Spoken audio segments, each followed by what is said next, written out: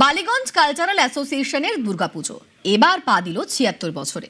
রবিবার খুঁটি পুজোর মাধ্যমে পুজোর সূচনা। এদিন খুঁটি পুজোয় উপস্থিত ছিলেন টালিগঞ্জের বিজেপি বিধায়ক পাপিয়া অধিকারী।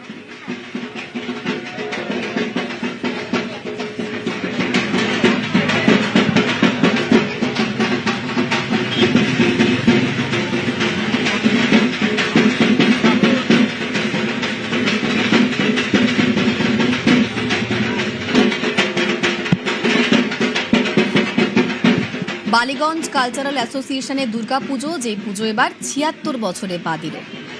খুঁটি পুজোর মাধ্যমে পুজোর সূচনা। এদিন খুঁটি পুজোয় উপস্থিত ছিলেন টালিগঞ্জের বিজেপি বিধায়ক পাপিয়া অধিকারী।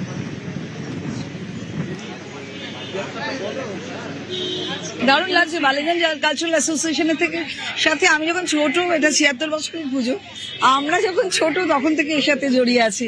মানে ধীরে ধীরে ধীরে ধীরে এই পুজোটা অনেক বড় হয়ে গেছে এবং বাংলার ঐতিহ্যের সাথে বাংলার সংস্কৃতির সাথে জুড়ে আছে।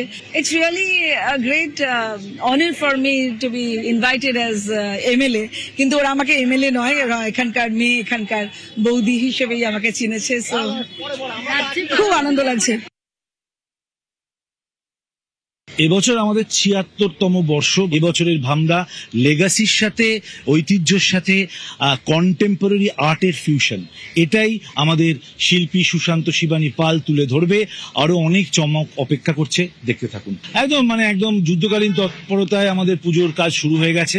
আমাদের সমস্ত পল্লীবাসী এবং আমাদের মেম্বার্সরা সবাই খুব এক্সাইটেড। সবাই মিলে পুজোটাকে খুব ভালোভাবে করবো আমরা।